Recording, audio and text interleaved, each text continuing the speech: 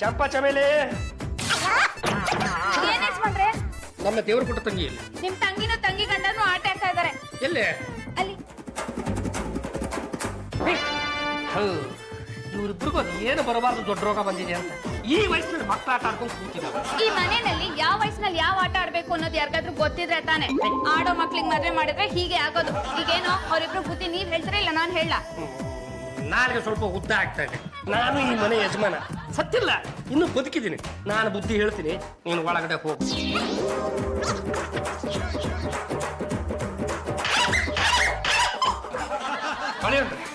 ಒಂದು ಕೆಲಸ ಇಲ್ಲ, ಒಂದು ಕಾರ್ಯ ಇಲ್ಲ, ಸಂಪಾದನೆ ಅಂದ್ರೆ ಏನು ಅಂತ ಗೊತ್ತಿಲ್ಲ.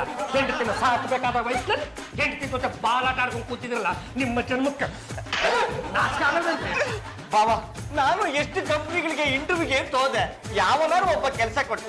ಅದಕ್ಕೆ ನಾನು ಡಿಸೈಡ್ ಮಾಡ್ಬಿಟ್ಟಿದ್ದೀನಿ, ಇನ್ಮೇಲೆ ಇಂಟರ್ವ್ಯೂಗೆ ಹೋಗಲ್ಲ.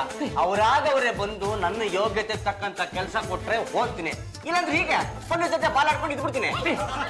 ಅಂದ್ರೆ ಮಕ್ಕಳಾಗ ವಯಸ್ಸಿನಲ್ಲಿ ಮಕ್ಕಳಾಟ ಆಡ್ಕೊಂಡು ಕೂತಿದ್ರಲ್ಲ, ನಿಮ್ಮಿಬ್ಬರಿಗೂ ನಾನು ಏನು ಅಂತ ಹೇಳಪ್ಪ. ಅಣ್ಣಯ್ಯ, ದೊಡ್ಡವ್ರು ಏನ್ ಹೇಳಿದ್ದಾರೆ? ನಿಮಗ್ ಮಕ್ಳಾಗೋರ್ಗು ನೀವ್ ಮಕ್ಳ ತರ ಇರಿ ಅಂತ. ನಾಳೆ ನಮ್ ಹುಟ್ಟೋ ಮಗುಗೆ ನಾವ್ ಆಟ ಕಲ್ಸದ್ ಬೇಡ್ವಾ? ಅದಕ್ಕೆ ನಾವು ಇವಾಗಿಂದಾನೆ ಚಂದಾಟ ಆಡ್ತಾ ಇದೀವಿ. ನಮ್ಮ ಅಳಿಯಂದ್ರಿಗೆ ಮಾತ್ರ ಬುದ್ಧಿ ಇಲ್ಲ ಅಂತ ನಾನು ತಿಳ್ಕೊಂಡಿದ್ದೆ. ಲೇ ದೇವ್ರ ಕೊಟ್ಟ ತಂಗಿ, ನಿನಗೂ ಕೂಡ ಸ್ವಲ್ಪ ಬುದ್ಧಿ ಇಲ್ವಲ್ಲ? ನಮಗ್ ಬುದ್ಧಿ ಇರೋದಕ್ಕೆ ಒಬ್ರಿಗೊಬ್ರು ಅರ್ಥ ಮಾಡ್ಕೊಂಡು ಒಂದ್ ವರ್ಷ ಲವ್ ಮಾಡಿ ಮದ್ವೆ ಆಗಿರೋದು. ಅಲ್ಲ ಬಾಬಾ, ನಮಗ್ ಬುದ್ಧಿ ಇಲ್ಲ ಅಂತ ಹೇಳ್ತಿರಲ್ಲ, ನಿಮಗ್ ಬುದ್ಧಿ ಇದೆಯಾ? ನೀನ್ ಯಾವತ್ತಾದ್ರೂ ನಿನ್ ಹೆಂಡತಿ ಜೊತೆ ಈ ತರ ಚಂದಾಟ ಆಡಿದ್ಯಾ? ಬೆಳಿಗ್ಗೆ ಆದ್ರೆ ನಿನ್ ಹೆಂಡತಿ ಏರೋಬಿಕ್ಸ್ ಅಂತ ಕೈಕಾಲು ಆಡ್ಸ್ಕೊಂಡು ಹೊಟ್ಟೋಗ್ತಾರೆ. ರಾತ್ರಿ ಆದ್ರೆ ಸಾಕು, ಹಾಲಲ್ಲಿ ನೀವು ಚಾಪೆ ಹಾಸ್ಕೊಂಡ್ ಮಲ್ಕೋತೀರಾ. ಇಂತ ಸಂಪತ್ತಿಗೆ ನೀವು ಮದ್ವೆ ಬೇರೆ ಕೇಳು. ಬುದ್ಧಿ ಇಲ್ದೇ ಇರೋರ ಹತ್ರ ಏನಪ್ಪ ಮಾತಾಡ್ತೀರಾ? ಬನ್ನಿ ನಾವು ಚಂದಾಟ ಆಡೋಣ. ಲೇ ಚಂಪಾ ಚಮೇಲಿ, ತಂದೇನೆ?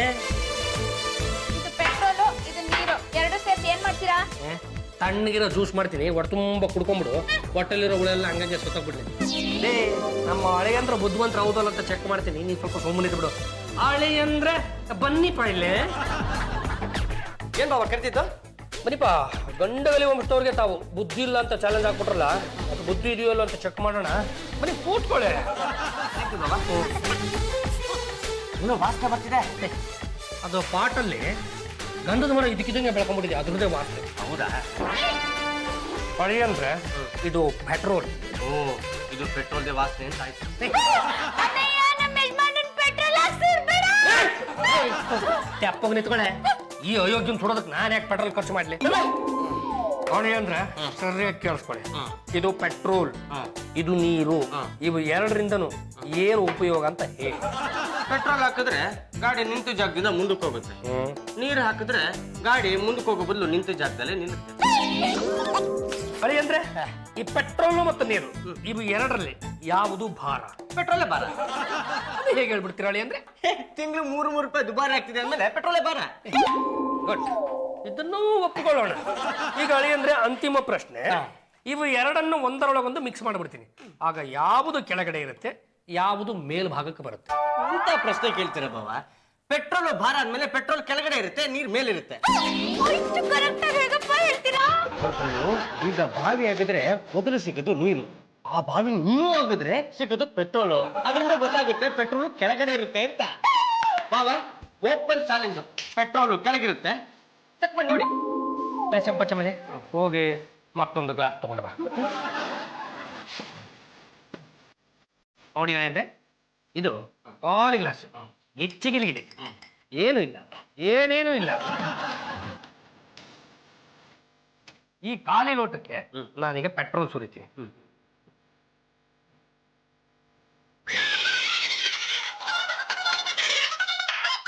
ಅಳಿಯನ್ ಖಾಲಿ ಲೋಟಕ್ಕಾಗ್ಲಿ ಖಾಲಿ ಹೊಟ್ಟೆಗಾಗ್ಲಿ ಏನ್ ಸುರಿದು ಅದು ಕೆಳಗಡೆನೆ ಹೋಗುತ್ತೆ. ಈಗ ನಾನು ಇದಕ್ಕೆ ನೀರು ಮಿಕ್ಸ್ ಮಾಡಿ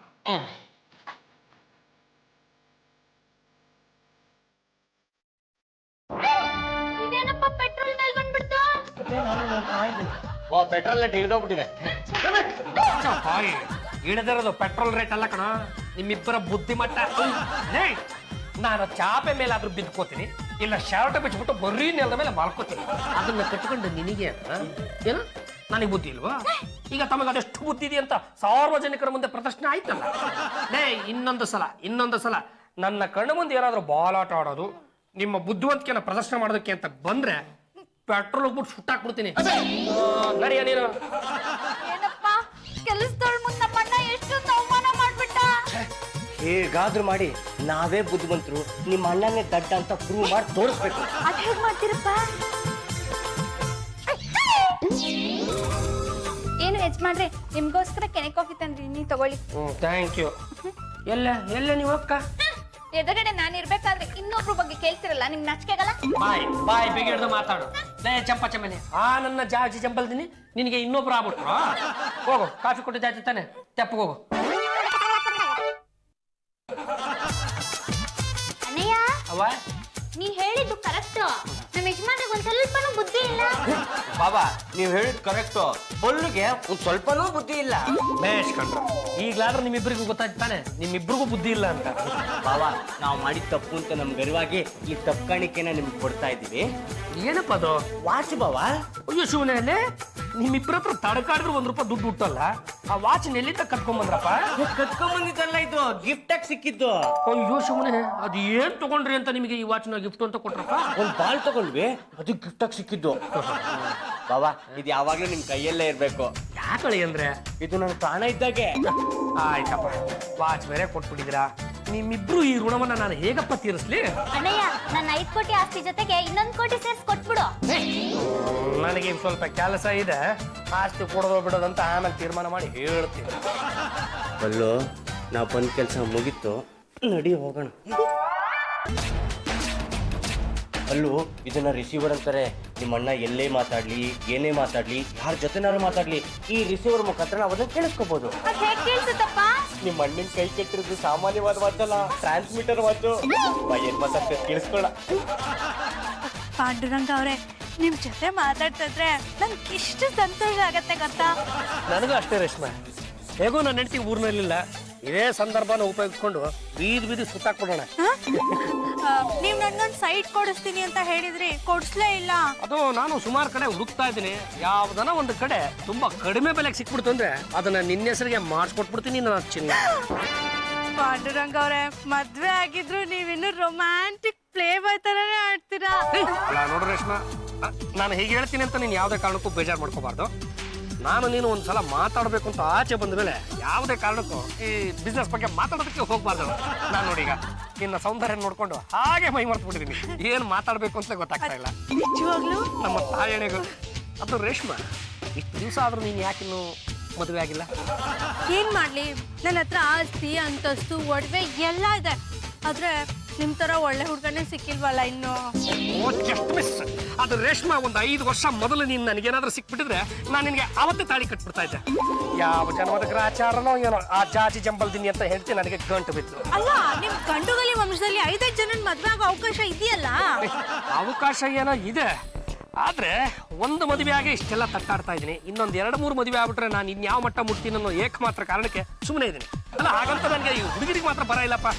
ನಮ್ಮನೇಲಿದ್ದಾಳಲ್ಲ ಅದ ಕೆಲಸದವಳು ಚಂಪಚ್ಚ ಮೇಲೆ ನನ್ನನ್ನು ಮದುವೆ ಆಗಬೇಕು ಅಂತ ತುದಿಗಾದ್ಮೇಲೆ ನಿಂತಿದ್ದಾಳೆ.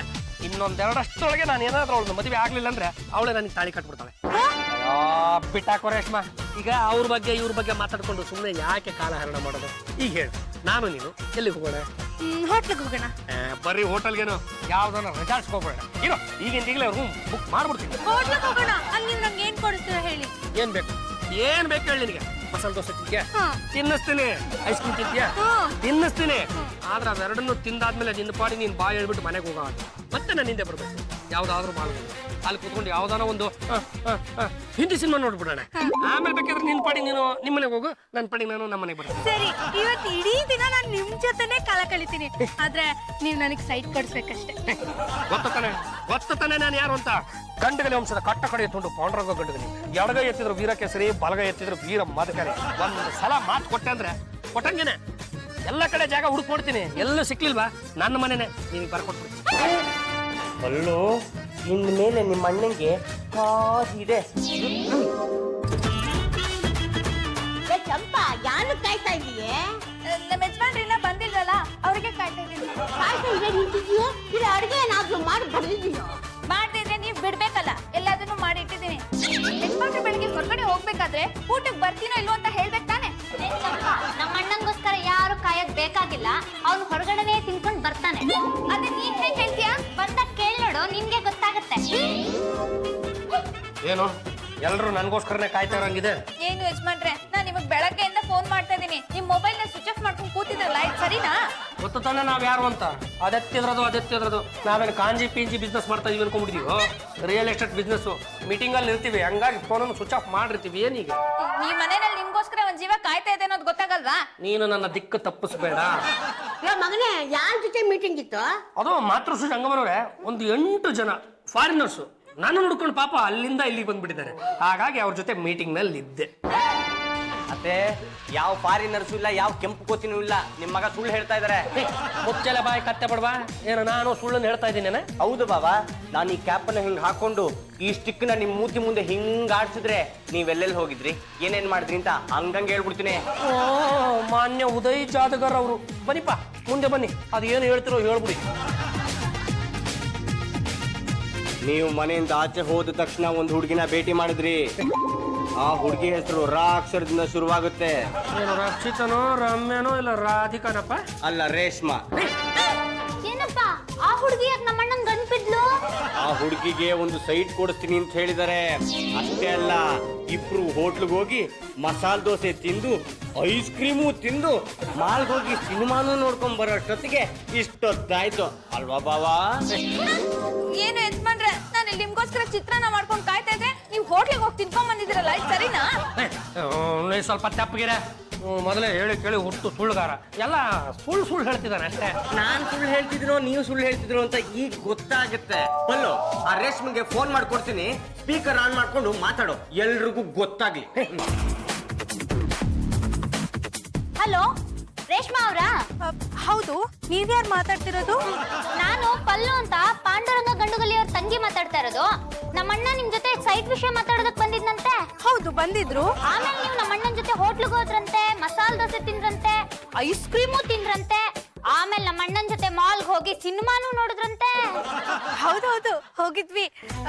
ಪಾಂಡುರಂಗ ಅವರು ತುಂಬಾ ಒಳ್ಳೆಯವರು. ನನ್ಗೊಂದು ಸೈಟ್ ಕೊಡಿಸ್ತೀನಿ ಅಂತ ಹೇಳಿದ್ದಾರೆ. ಒಂದ್ ವೇಳೆ ಸೈಟ್ ಸಿಗ್ಲಿಲ್ಲ ಅಂತಂದ್ರೆ ಅವ್ರ ಮನೆನೇ ನನ್ನ ಹೆಸರು ಬರ್ದ್ಬಿಡ್ತಾರಂತೆ. ಸಾಕು, ಥ್ಯಾಂಕ್ ಯು. ಮತ್ತೆ ಈಗೇನ್ ಹೇಳ್ತೀರಾ? ಅಳಿಗಂದಲೇ, ನಿಮ್ಮನ್ನ ಏನು ಅಂತ ಅನ್ಕೊಂಡ್ಬಿಟ್ಟಿದ್ದೆ. ನನ್ನ ಮಗನ್ ಬಂಡವಾಳನ ಬೈಲ್ ಎಳೆದು ಬಿಟ್ಟಲ್ಲ. ಮಗನೇ, ಯಾವಾಗ ಮನೆಗೆ ಬರ್ಕೊಡ್ತೀನಿ ಅಂತ ಹೇಳಿದ್ಯಲ್ಲ, ನಾಟಕ ಆಗಲ್ವೇನ ನಿನ್ಗೆ? ಯಾವಳ ಅವಳು? ಮಾತೃಶ್ರೀ ರಂಗಮ್ಮನವ್ರೆ, ಇದು ಎಲ್ಲೋ ಏನೋ ಎಡವಟ್ಟಾಗಿದೆ. ಈ ಕುರಿತು ನಾನು ಯಾವ ಹೇಳಿಕೆನೂ ಕೊಡೋದಕ್ಕೆ ರೆಡಿ ಇಲ್ಲ. ಏನು ಯಜಮಾನ್ರೆ, ಚಿತ್ರಾನ್ನ ಅವರೇ ಆಗಿದಾರಲ್ಲ. ನಾನು ಕಂಡ್ರೆ ಪಾಂಡುರಂಗ ಗಂಡಗಲಿ ರೇಷ್ಮಾ ಅವರ. ಹೇಳಿ ಪಾಂಡುರಂಗ ಅವ್ರೆ, ಏನು ನಿಮ್ ಮನೇಲಿ ಎಲ್ಲಾ ವಿಷಯನೂ ಹೇಳ್ಬಿಟ್ರಾ?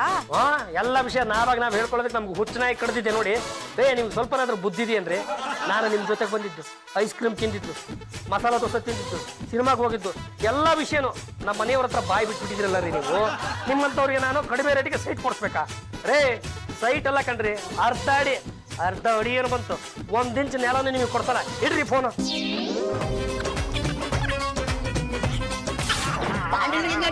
ಅಯ್ಯೋ, ತಾವೆಸರಿಗೆ ಲಂಗ ತುಡ್ಸಿದ್ಮೇಲೆ ನಿನ್ ಗಂಡಗಲಿ ಅಂತ ಏನು ಅದೇನು ಅಂತ ಹೇಳಿ. ಅಲ್ವೋ, ರೂಮಲ್ಲಿ ಒಬ್ಬನೇ ಬಾಗ್ಲು ಹಾಕೊಂಡು ಏನ್ ಮಾಡ್ತಿದ್ಯೋ? ಅದೇನೋ ಸ್ವಲ್ಪ ವ್ಯವಹಾರದ ಮಾತುಕತೆ ಇತ್ತು, ಹಾಗಾಗಿ ಮಾತಾಡ್ತಾ ಇದ್ದೆ. ಯಾರ ಜೊತೆ ಮಾತಾಡ್ತಿದ್ದೆ? ನಂದೀಗ ವ್ಯವಹಾರ ಏನಿದ್ರು ಬರೀ ಫಾರಿನವ್ರ ಜೊತೆ ಪರ್ಸನಲ್ ಟಾಕು, ಅದಕ್ಕೆ ಬಾಕ್ಲು ಹಾಕೊಂಡು ಮಾತಾಡ್ತಿದ್ದೆ. ಹೌದಾ? ಒಂದ್ ನಿಮಿಷ ಇರು, ಗೊತ್ತಾಗತ್ತೆ. ಏನಪ್ಪ, ಬರ್ತೀರಾ ಇಲ್ಲಿ? ಏನ್ ಪಲ್ಲು? ನಮ್ಮಣ್ಣ ರೂಮಲ್ಲಿ ಬಾಗ್ಲ ಹಾಕೊಂಡು ಯಾರ ಜೊತೆನೋ ಮಾತಾಡ್ತಿದ್ನಂತೆ. ಯಾರ ಜೊತೆ ಅಂತ ಹೇಳಕ್ಕಾಗತ್ತಾ? ಈ ಟೋಪಿನ ಹಾಕೊಂಡು ಸ್ಟಿಕ್ ನ ಅವರ ಮೂತಿ ಮುಂದೆ ಹಿಡಿದ್ರೆ ಯಾರ ಜೊತೆ ಮಾತಾಡ್ತಿದ್ರು, ಏನ್ ಮಾತಾಡ್ತಿದ್ರು ಅಂತ ಗೊತ್ತಾಗುತ್ತೆ. ಸ್ವಲ್ಪ ನೋಡಿ ಹೇಳಿಪ್ಪ. ಏನಾಯ್ತು ಅಂದಿಲ್ಲ?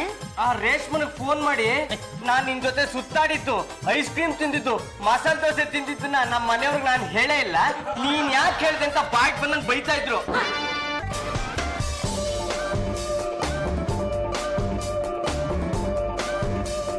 ಈ ಬ್ರೀಫ್ ಕೇಸಲ್ಲಿ 2 ಲಕ್ಷ ರೂಪಾಯಿ ಹಾಕಿ ಮೇಲ್ಗಡೆ ಪೇಪರ್ ಇಂದ ಮುಚ್ಚಿಬಿಟ್ಟಿದೀನಿ. ನಮ್ಮ ಅಳಿಯಂದ್ರೆ ಈಗ ಅದು ಹೇಗ್ ಕಂಡಿಡ್ತಾರೋ ನಾನು ನೋಡೇ ಬಿಡ್ತೀನಿ. ಏನ್ ಯಜಮಾನ್ರೆ, ಎಲ್ಲಿಗೆ ಹೋಗ್ತಾ ಇದ್ದೀರಾ? ಮ್ಯಾಗದ ಬಿದ್ದು ಹೋಗೋ ಹತ್ತ ಯಾವನಾದ್ರು ಎಲ್ಲಿಗೆ ಅಂತ ಕೇಳ್ತಾರೇನೆ. ಏನು ಗರಂದಾರಿ ಕೆಲಸ ಆಯ್ತು ಅಂತ ನಾನು ತಡೆದ. ಈಗ ಈ ತಿಂಗಳು ದಿನಸಿ ದುಡ್ಡು ಇನ್ನೂ ಕೊಟ್ಟಿಲ್ಲ. 10,000 ರೂಪಾಯಿ ಕೊಟ್ಟು ಹೋಗಿ. 10,000 ನಾನು ನಿನಗೆ? ಹೌದು. ಯಾವನ ಹತ್ರ ಇದೆ? ಬ್ರೀಫ್ ಕೇಸಲ್ಲಿ ಇದೆಯಲ್ಲ. ಲೇ ಇದ್ರಲ್ಲಿರೋದು ಬರೀ ಪೇಪರ್ಸು ಯಾವುದೋ ಇಂಪಾರ್ಟೆಂಟ್ ಡಾಕ್ಯುಮೆಂಟ್ಸ್ಗಳು. ಅಣ್ಣಯ್ಯ ಇದ್ರಲ್ಲಿ ಪೇಪರ್ ಡಾಕ್ಯುಮೆಂಟ್ಸ್ ಅಷ್ಟೇನಾ ಇರೋದು?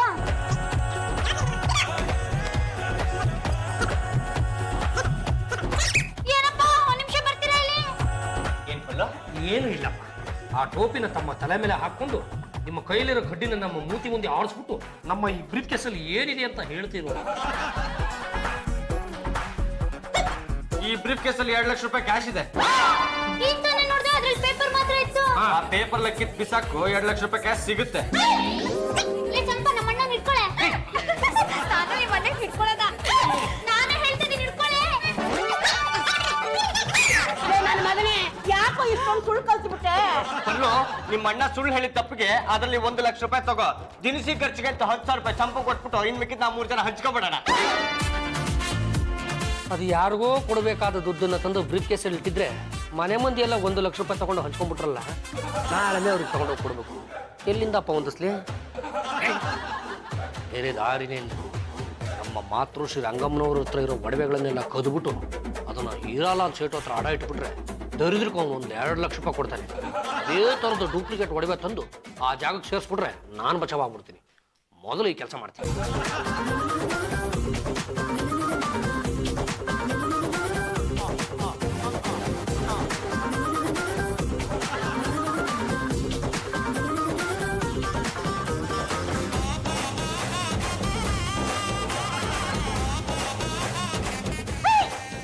ಏನಮ್ಮ ಇಷ್ಟೊಂದು ಒಡವೆ ಹೇರ್ಕೊಂಡು ಎಲ್ಲಿ ಹೊರಟೆ? ಮದ್ವೆ ಮನೆಗ ಚಂಪನ ಜೊತೆ ದಿನಸಿ ಅಂಗಡಿಗೆ ಹೋಗ್ತಾ ಇದ್ದೆ. ದಿನಸಿ ಅಂಗಡಿಗೆ ಹೋಗಕ್ಕೆ ಇಷ್ಟೊಂದು ಒಡವೆ ಹೇರ್ಕೊಂಡು ಹೋಗ್ತಾ ಇದ್ಯಾ? ತೆಗ್ದಿಟ್ಬಿಟ್ಟು ಹೋಗಮ್ಮ. ಸಾಕು ಸುಮ್ಮನೆ. ಒಡವೆಗಳಿರೋದು ಯಾತಕ್ಕೆ? ಟ್ರಂಕಲ್ ಹಾಕಿ ಬೀಗ ಹಾಕಕ್ಕ. ನಾನು ಈ ಒಡವೆಗಳನ್ನೆಲ್ಲ ಹಾಕೊಂಡು ನೋಡೋರು ಕಣ್ಣು ಕುಗ್ಸೋದು ಬೇಡವೇನೆ? ಏನಪ್ಪ ಬನ್ನಿ ಇಲ್ಲಿ. ಏನ್ ಫುಲ್ಲು? ಅಲ್ಲಪ್ಪ ನಮ್ಮ ಅಮ್ಮಂಗ್ ಬುದ್ಧಿ ಇಲ್ವಾ? ಯಾಕೆ ಫುಲ್ಲು? ಇಷ್ಟೊಂದು ಒಡವೆ ಹಾಕೊಂಡು ದಿನಸಿ ಅಂಗಡಿಗೆ ಹೋಗ್ತಾರಂತೆ. ನಕಲಿ ಒಡವೆಗಳನ್ನ ಹಾಕೊಂಡು ದಿನಸಿ ಅಂಗಡಿಗಾರು ಹೋಗ್ಲಿ, ದಿವಾನ್ರ ಮನೆಗಾರು ಹೋಗ್ಲಿ ಬಿಡು. ಅಳಿಯಂದಿಲೆ ನಾಲ್ಗೆನ ಬಿಗ ಹಿಡಿದು ಮಾತಾಡಿ ನಮ್ದೇನ್ ಸುಂಡಿಲಿ ವಂಶ ಅಂತ ತಿಳ್ಕೊಂಡ್ಬಿಟ್ಲ? ಗಂಡುಗಲಿ ವಂಶ. ನಕಲಿ ಒಡವೆಗಳ ಹಾಕೊಳ್ಳೋ ಅಂತ ದಟ್ಟ ಗಲೀಜ ನಮ್ಗೇನ್ ಬಂದಿದೆ? ಅತ್ತೆ ಅವರೇ, ಈ ಒಡವೆಗಳನ್ನ ತಗೊಂಡು ಹೋಗಿ ಸೇಟು ಅಂಗಡಿಲಿ ಪರೀಕ್ಷೆ ಮಾಡಿಸಿ, ಅಸ್ಲಿನೋ ನಕಲಿನೋ ಅಂತ ನಿಮ್ಗೆ ಗೊತ್ತಾಗುತ್ತೆ. ನೋಡಮ್ಮ, ನಮ್ಮ ಯಜಮಾನ್ರು ಹೇಳಿರೋದು ಇದುವರೆಗೂ ಸುಳ್ಳಾಗಿಲ್ಲ, ಇದು ಸುಳ್ಳಾಗಲ್ಲ. ಯಾವ್ದಕ್ಕೂ ಒಂದ್ಸತಿ ಸೇಟು ಅಂಗಡಿಗೆ ಹೋಗಿ ಚೆಕ್ ಮಾಡ್ಸು. ಈಗಲೇ ಹೋಗ್ತೀನಿ. ಚಂಪಾ ನಡಿಯೇ, ಮೊದಲು ಸೇಟು ಅಂಗಡಿಗೆ ಹೋಗೋಣ. ಈ ಒಡವೆ ನಕಲಿ ಅಲ್ಲ ಅಸಲಿ ಅಂತ ಗೊತ್ತಾಗಬೇಕು. ಅಳಿಯಂದಿಲೆ ನಿಮ್ಮ ನಾಲ್ಗೆ ಕಚ್.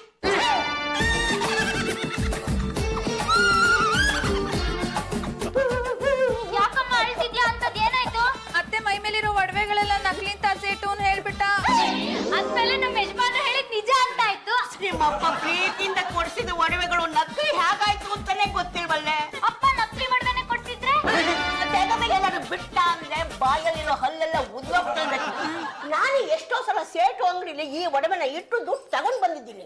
ಆಗೆಲ್ಲ ಅಸಲಿ ಆಗಿದ್ದು ಈಗ ಹೇಗೆ ನಕಲಿ ಆಯ್ತು? ಈ ಒಡವೆಗಳೆಲ್ಲ ನಕಲಿ ಅಂತ ಮೊದ್ಲು ಹೇಳಿದ್ ಬಿಟ್ಲಾನೆ ಅಲ್ವಾ? ಅವನೇ ಏನೋ ಗೋಲ್ಮಾಲ್ ಮಾಡಿರ್ಬೇಕು. ಲೇ ಚಂಪಾ, ನಮ್ಮ ಯಜಮಾನ್ರ ಮೇಲೆ ಸುಳ್ಳು ಸುಳ್ಳು ಆರೋಪ ಹೊರಿಸಿದ್ರೆ ನಾನು ಸುಮ್ಮನೆ ಇರಲ್ಲ. ಗಂಡುಗಲಿ ವಂಶದ ಮನೆ ಅಳಿಯ ಅಂತ ಪಟ್ಟದ ಮೇಲೆ ಕೂರಿಸಿ ಮೆರವಣಿಗೆ ಮಾಡ್ಬೇಕಾದವ್ರಿಗೆ ಕಳ್ಳಂಪಟ ಕಟ್ಟ್ಯಾ? ಒಡವೆಗಳನ್ನ ಬದಲಾವಣೆ ಮಾಡಿದ್ದು ಯಾರು? ಅತ್ತೆ, ಇತ್ತೀಚೆಗೆ ನಿಮ್ ಮಗ ಸಿಕ್ಕಾಪಟ್ಟೆ ಸುಳ್ಳು ಹೇಳ್ತಾ ಇದ್ದಾರೆ. ಅವ್ರನ್ನ ವಿಚಾರಿಸಿದ್ರೆ ಸತ್ಯ ಏನು ಅಂತ ಹೊರಗಡೆ ಬರುತ್ತೆ. ಏ ಮಗನೇ, ಬಾಲ ಇಲ್ಲಿ. ಮಾತೃಶ್ರೀ ರಂಗಮ್ಮನವರೇ ಕರೆದ್ರೆ ಈ ನನ್ನ ಒಡವೆಗಳೆಲ್ಲ ನಕಲಿ ಹೇಗಾಯ್ತು? ಯಾರು ಇವನ್ನೆಲ್ಲ ನಕಲಿ ಅಂತ ಹೇಳಿದ್ದು? ಎಲ್ಲ ಎಲ್ಲ ಎಲ್ಲ ಪ್ಯೂರ್ ಒರಿಜಿನಲ್. ಏ ಸಾಕು ಸುಮ್ನಿರೋ. ಈಗ ತಾನೇ ಸೇಟು ಅಂಗಡಿಲಿ ಹೋಗಿ ಚೆಕ್ ಮಾಡಿಸ್ಕೊಂಡ್ ಬಂದಿದ್ದೀನಿ. ಈ ಒಡವೆಗಳೆಲ್ಲ ನಕಲಿ ಅಂತ ಹೇಳಿದ್ರು. ಈ ಟೋಪಿನ ಹಾಕೊಂಡು ಕಟ್ಟಿನ ಅವ್ರ ಮುಖದ ಮುಂದೆ ಹೆಂಗ್ ಆಡ್ಸಿದ್ರೆ ಸತ್ಯ ಏನು ಅಂತ ಆಚೆ ಬರುತ್ತೆ. ಚೆಕ್ ಮಾಡೋದ್ ಮಾಡ್ತೀರಾ? ಎಲ್ರನ್ನೂ ಒಂದ್ಸತಿ ಚೆಕ್ ಮಾಡಿಪ್ಪ.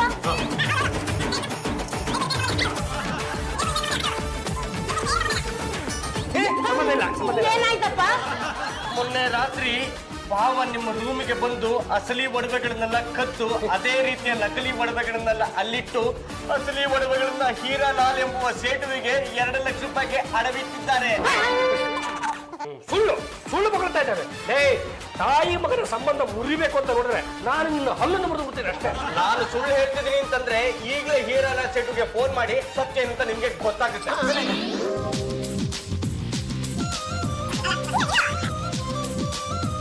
ಸ್ಪೀಕರ್ ಆನ್ ಮಾಡಿದ್ದೀನಿ, ಮಾತಾಡಿ. ಹೀಯಲ್ಲ ಸೇಟು, ನಾನು ಲಂಗಮ್ಮ ಮಾತಾಡ್ತಿರೋದು. ನನ್ನ ಮಗ ನನ್ನ ಒಡವೆಗಳನ್ನೆಲ್ಲ ಎಷ್ಟು ಕಡಿಬಿಟ್ಟಿದ್ದಾನಪ್ಪ. 2 ಲಕ್ಷ ತಾಯಿ. ನಾನ್ ತಾನೇ ಇನ್ನೇನ್ ಮಾಡ್ಲಿ ಮಾತಾಡ್ಸಿದ ರಂಗಮ್ಮನವ್ರೆ. ಯಾರಿಗೋ ಕೊಡ್ಬೇಕಾಗಿತ್ತು ದುಡ್ಡು, ನನ್ನ 1 ಲಕ್ಷ ರೂಪಾಯಿನ ನೀವೆಲ್ಲರೂ ಹಂಚ್ಕೊಂಡ್ಬಿಟ್ರಲ್ಲ. ಬೇರೆ ದಾರಿ ಇರ್ಲಿಲ್ಲ, ಹಾಗಾಗಿ ನಿಮ್ಮ ಒಡವೆ ತಗೊಂಡೋಗಿ ಆ ಹೀರೋಲಾಲ್ ಸೆಟ್ ಬಳಿ ಅಡ ಇಟ್ಬಿಟ್ಟೆ. ಬಾಬಾ, ಈಗ್ಲಾರ ಗೊತ್ತಾಯ್ತಾ ನಾನು ನಿಮ್ಗಿಂತನೂ ಅತಿ ಬುದ್ಧಿವಂತ ಅಂತ? ತಾವು ಬುದ್ಧಿವಂತರು ಬಿಡ್ರಿ. ಅಳಿ ಅಂದ್ರೆ ಇಷ್ಟೆಲ್ಲ ಟಕ ಟಕ ಟಕ ಅಂತ ಪತ್ತೆ ಮಾಡ್ಬಿಡ್ತಾ ಇದ್ರಲ್ಲ, ಇದೆಲ್ಲ ಹೇಗೆ ಸಾಧ್ಯವಾಯ್ತು ಅಂತ. ರೂಮಿಗೆ ಬನ್ನಿ, ನಿಮ್ಗೆ ಗೊತ್ತಾಗುತ್ತೆ. ಬಾಬಾ, ಇದನ್ನ ರಿಸೀವರ್ ಅಂತಾರೆ. ಲೇ, ಅದು ನನಗೂ ಗೊತ್ತು, ಮುಂದಕ್ಕೆ ಹೇಳ. ನೀವೆಲ್ಲೇ ಮಾತಾಡ್ಲಿ, ಯಾರ ಜೊತೆನೆ ಮಾತಾಡ್ಲಿ, ನಾವು ಆ ಮಾತುಗಳನ್ನ ಈ ರಿಸೀವರ್ ಮುಖಾಂತರ ಕೇಳಿಸ್ಕೊತಾ ಇದ್ವಿ. ಲೇ ವಿಠಲ್ ಮಾರ, ಆಡೋ ಮಾತಿಗೆ ಒಂದು ಅರ್ಥ ಬೇಡವನು. ನಾನು ಅಲ್ಲೆಲ್ಲೋ ಕುತ್ಕೊಂಡು ಆಡಿದ ಮಾತುಗಳನ್ನ ಇಲ್ಲಿ ಕುತ್ಕೊಂಡು ಕೇಳೋದಕ್ಕೆ ಹೇಗೆ ಸಾಧ್ಯ ಅಂತ. ನಿಮ್ಮ ಕೈಗೆ ನಾನ್ ಕಟ್ಟಿರೋ ಈ ಟ್ರಾನ್ಸ್ಮಿಟರ್ ವಾಚಿಂದ